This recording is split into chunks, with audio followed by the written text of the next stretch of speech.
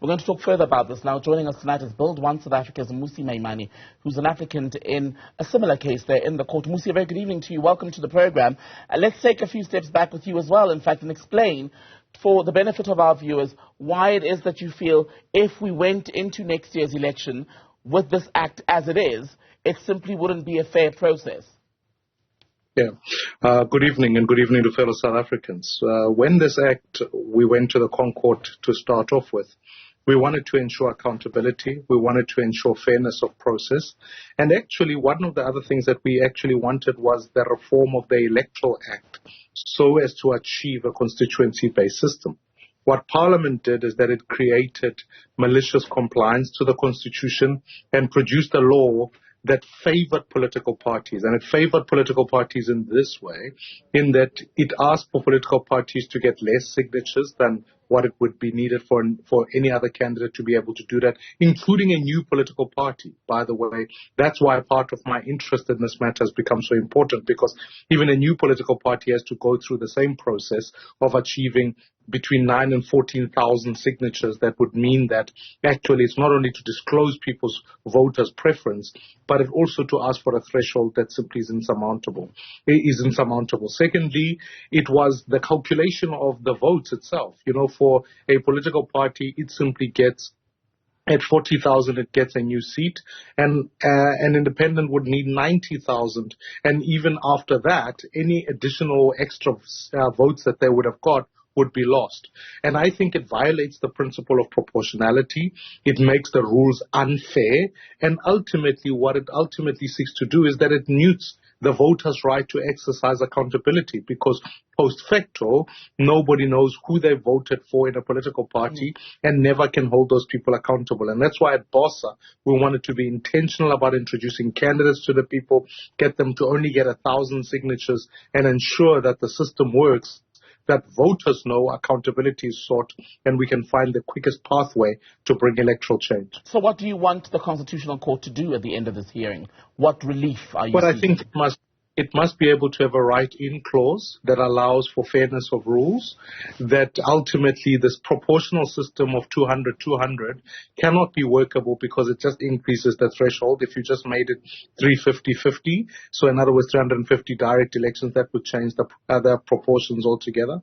But also further, I think the principle is when the law was written, was signed into law by the president, he was given 4 months upon which he has to then be able to set up a committee to be able to look into this law.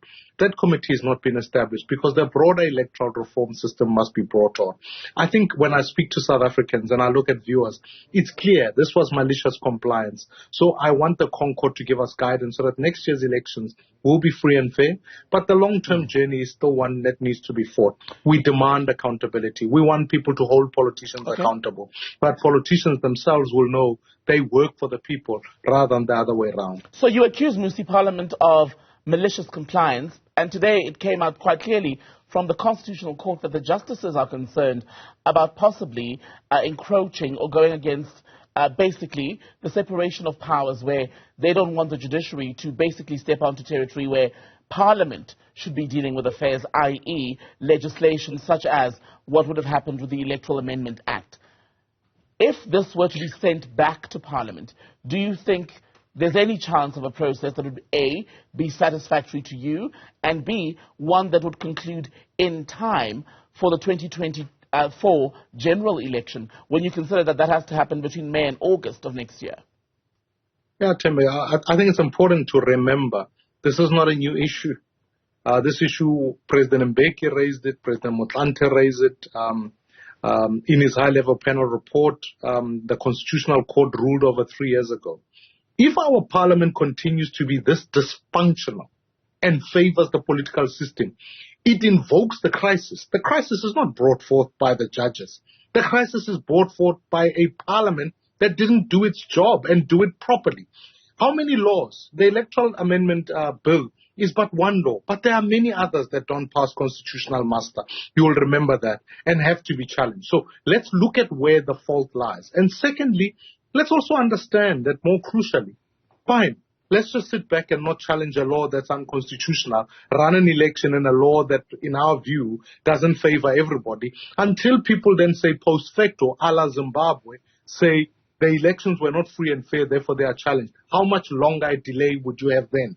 So what I'm asking the judges to do is to be able to have a write-in clause, insist on that committee being established so that whatever outstanding matters can be dealt with post the elections, but let's agree on a set process that will ensure that the elections are free and fair, rather than, in fact, doing a hatch job as what they've done now that favors one side and ignores the other side of the argument. And the ultimate losers in this issue will be the voters. The fight here is for the people of South Africa. Mmusi Maimane, leader of Build One SA. Good to speak to you. Thank you for your time tonight.